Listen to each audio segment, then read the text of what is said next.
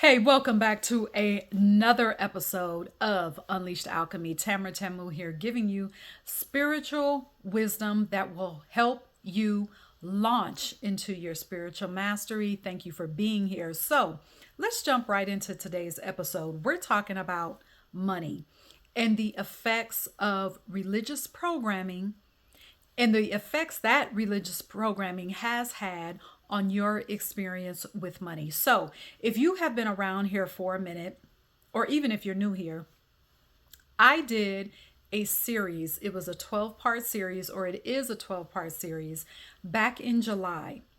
The video started in July, and I titled it How Religious and Other Programming Has Fucked Up Your Money. All right. I even took that conversation a step further and wrote an entire book about it, which you can now find on Amazon. It is paperback and it is available for you to purchase. The link to purchase that book, and it is titled the same thing. It's called Tales of a Money Maven, How Religious and Other Programming Has Fucked Up Your Money. All right. So it is a handbook that where my story about my money experiences was tied into religious programming and how I worked my way out of that so that I could have a new money experience. In the back, there are questions designed to get you to do the same. The questions are put in the book so that you have space to write out your answers. You have space to write out your thoughts. You have space to write out the realizations that you've had that will come up even before you finish the book. You have space for that in the back of that handbook. So check out the book today. It is on Amazon. So what I want to do is bring that conversation about money and about the negative influences from religion and how those influences have shaped our identity as abundant beings, and how that programming has shaped how we view money and how those stories have played out in our lives. So if you don't believe that there is a connection, by the end of this video, you will. Okay. And even when you finish this video, I would invite you to go back. I started the series in the beginning of July. Okay, to start that series from beginning to end, from part 1 to part 12. All right. So, the reason I am revisiting this conversation about money is because I have seen recently how important it is to have this conversation about money, and how religious leaders are still manipulating people into giving to these religious organizations, to these religious businesses, because that's what church is. It's a business, okay? And just recently, and when I get into this video, I'm going to bring up the two people and these are just two examples, but they stick out in my mind because the demonstration of the manipulation of getting people to give money is what I witnessed all the time during my church days. Okay. So money manipulation in the church is real. Okay. And what does it look like? Let me bring up these two examples. So if you are familiar with a particular person, she calls herself a prophetess, Juanita Bynum. And then there is a guy that calls himself a pastor, Carry, whatever his name is. I think it's Kerrion, if I spelled his name right. But anyway, the spelling doesn't matter. Anyway, both of these individuals, both of these religious leaders recently, and these are videos that are floating around, so you can easily look it up. So the Juanita Bynum person, there's a recent video of her asking or telling the congregation that her God told her to ask them for $413,200. Now, because I notice symbolism, because I am fascinated with numerology, I broke down that number, $413,200. It equals to 10. Didn't really get anything, from that. We could break down 10 to 1. We know 1 means new beginnings, but nothing was coming up, as far as it being related to that, to what the meaning of 1 is. Okay. So I thought to myself, why is this number so specific? Is this a tax bill? Is this a mortgage payoff? What is it? So what I noticed is that, she kept asking in this short clip, she was asking for certain amounts and for people to give certain amounts. And it almost seemed like if there weren't enough people, when she was calling out specific amounts, she would say, no, there's still some people left. Y'all still sitting on this amount of money. You need to give blah, blah, blah. Let me use the other example. The carry-on man. He asked 2,100 people to give $2,100. And that equals out to be, I think it's like $3.5 million or something like that. Or 4 million. My math is off. Yeah, about 4 million. I'm trying to do a little bit over 4 million. And he's asking that for a new building. Now, in the video with this prophetess Bynum, I don't know if that was her church. I'm also not even sure if she even told the congregation what she was going to do with that $413,200. Now, Carry-On said that he needed a new building, that he was going to use the money for a new building. But here's the thing. In that Bible that particularly Christians use, nowhere in there does it command or direct people to open up churches. The character Jesus in the Bible was kicking over tables in the church because the tables was where people were setting up tables as merchant to exchange, to sell things in the church. So the character Jesus was going and kicking down those tables. Nowhere in that Bible does it say for anyone to build a church. So think about that for a second. That's not what this video is about, but I just wanted to make that point there. Now, if we go back to Prophetess Bynum, like I said, I don't know if she told people what she was using the money for, what she needed the money for. But in both cases, I don't know if anyone went to these particular leaders and said, no, I need a breakdown of what this money is going to be used for. What part of the church is it going to benefit? How long or how is this money going to be allocated? Is this church going to use the funds to benefit the community that it's in? What is this being used for? So you have all of these people in both of these churches. And again, these are just two examples in churches that are blindly giving to requests for this type of money all the time. Requests like this happen in churches all the time. And again, I use these examples because these are most recent. Now, let's answer this question. Why do people give blindly? Why do people give their money so blindly in churches?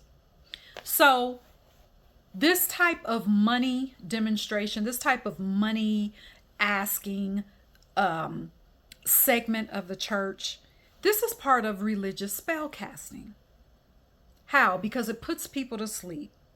When you have such a large group of people who have associated with dogma and they've associated with dogma and disassociated from their life force energy, it's easy for their minds to be controlled, to part ways with their money so blindly, so easily, in spite of manipulation. So, let me go back to the examples that I used. The church leaders, those two particular church leaders, will probably get that money if they haven't already. I haven't gone back to follow up. So it is quite possible that this Bynum lady, that she's gotten her $413,200, and Carry On has gotten his $2,100 from 2,100 people in the church. It's possible that they have that in hand right now. So this type of battle for money, this type of money performance is a plague for churchgoers every week. You know, everybody, especially particularly religious Christian people, they always talk about the plague in Revelations. The plague is happening to you right now. If you're watching this, the plague is happening to you. The plague is over your money. And like I said earlier at the start of this video, I saw these types of performances with money in the church, and I underestimated how being a part of that, believing all of that, influenced my identity around money and how I related to money even after I left church. So let me tell you how that looked like. Let me tell you how that played out in my life. There was a lot of shame, fear, and greed. Those ideas I carried in my identity as it related to money. Let me show you how.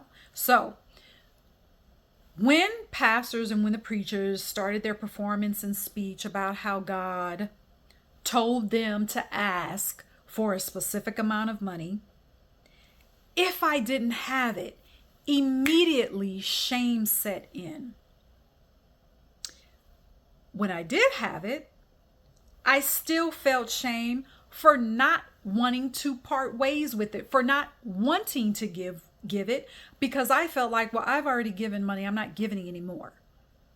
Not realizing that I had the choice to say that. That was my choice. That was my money. And I could say, no, I've given what I'm going to give, and that's it.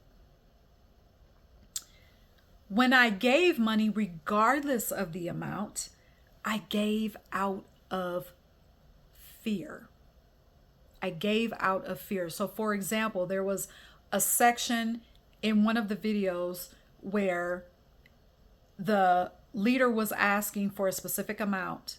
There were people that were giving, and she said, no, there's still some more people giving that need to give.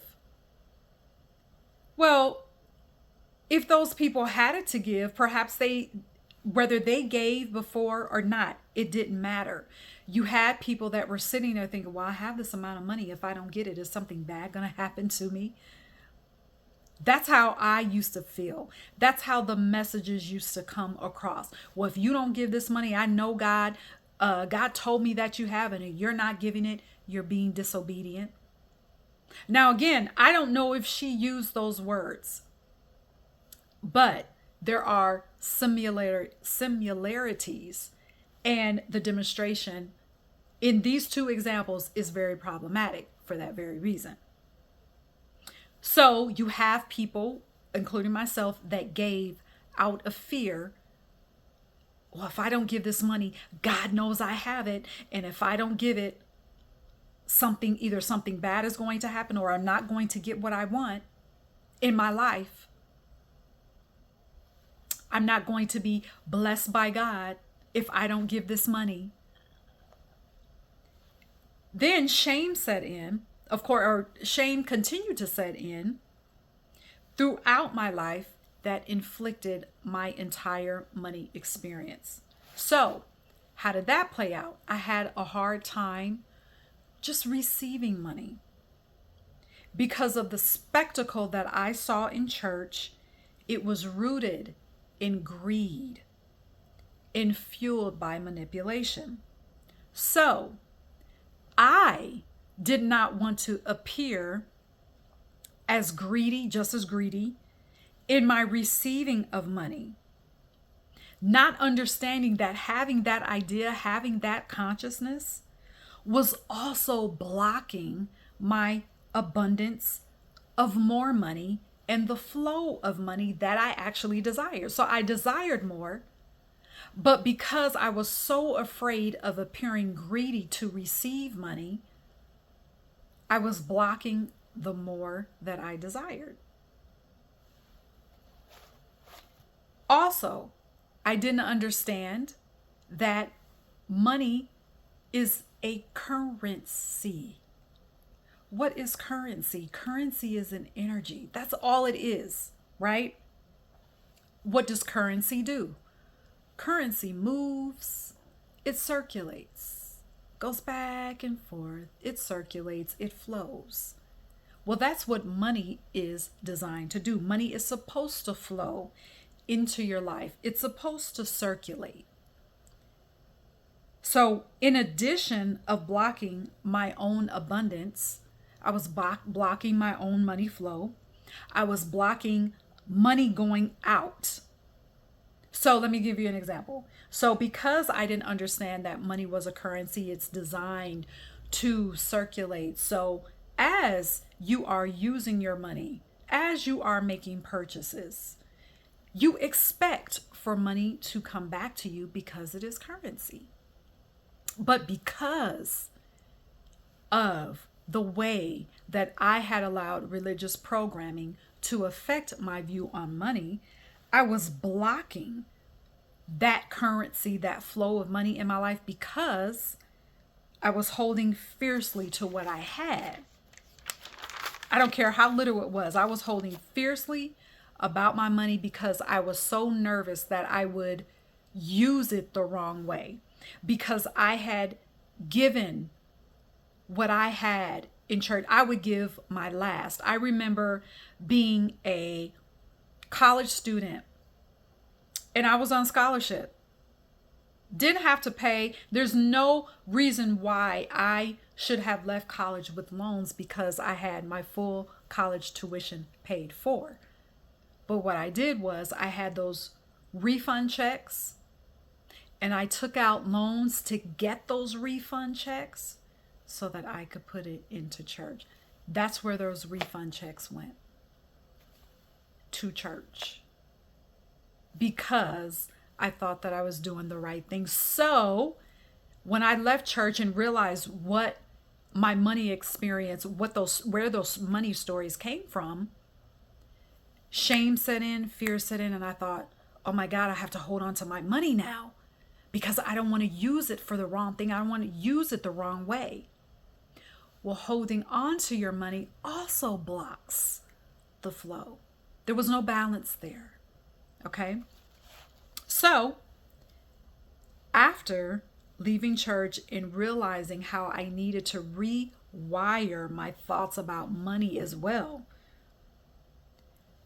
I took the extreme action of holding on to every dime, afraid to use my money, even for things that I needed, like gas, food, the light bill, the phone bill. Afraid of losing it, afraid of using the money that I had, and afraid that that was it, that was my last $100, or that was my last $50, or whatever. Not understanding that I could never be my last because I am an abundant being, but because I didn't view myself as an abundant being, I had not had that realization. All right. So why am I talking about money? Because religious programming affects every single part of your life, including your money story, because religious programming is tied to your identity. All right. So let me say this. All of that program, I just gave you my story. So all of that stems from the battle for money that I witnessed. Okay. I'd given my money for the wrong reasons. And I was afraid of giving any more money away. And I held on tight, like I just said, not realizing that money is a currency, money is energy, and that I'm an abundant being. And there never has to be a battle for money in my life because of my natural state as an abundant being, as an energetic cosmic being. There never had to be a battle for money.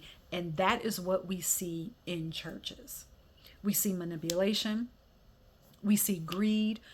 It is manipulation for some. How do you know it's manipulation? If someone is telling you, if you don't give this amount, then you won't have. If you don't give this amount, then this is going to happen. If you want to see God move, if you want this to happen, then you need to give this money. That is manipulation 101. And it happens all the time in churches. So if you are experiencing your life after religion, you're experiencing life after the church, I invite you to examine your money story and how those stories are playing out in your life. I also want you to remember that you are an energetic being, that money is energy, and that you, as an energetic being, you came here to be abundant. You don't have to battle for anything good and perfect always, and that includes money. People will say, well, money is neither good or bad. Well, money is a tool. When it gets into your hands, you as an abundant being, of course, all of a sudden it does become good because you hold it. So you, as a loving, divine, sovereign being, why can't you have more money? If the greediest person has money, why can't you have money? If the greediest person, and we see it all the time, if a greedy person in the church, religion, if they can ask for money with no shame and ask for a specific amount, then why can't you expect for money to flow perfectly and circulate in your life every single day? Not just one-off experiences, but why can't you experience money flowing into your life, that every time you go out and use your money, that money is returned to you instantly, 5,000-fold and better? Why can't you experience that? You can. So I wanted to bring that back up, that conversation about money back up, because there's a reason why, I keep talking about it, because it is necessary, because these types of manipulations around money and this battle for money is still taking place to this day in churches, and it needs to stop. Okay. So you're watching this and you may have, like I said, left the church, you left your religion. Just take note of your money story. Watch how you look at money. Watch how your body feels when you receive money. Pay attention to how you feel when you are using your money, regardless of whether you are getting gas, paying a bill, buying groceries, buying a plane ticket. Watch how your body feels. Are you feeling expansive? Are you constricting? Pay attention, because that is how you know what stories are playing out in your life. That is how you know how you identify with money. All right. So if you have any questions for me, leave them in the comment section. Don't forget that my book, Tales of a Money Maven, is available on Amazon right now. The link to my Amazon book, it will be in the description box of this video. All right. And until next time, cheers.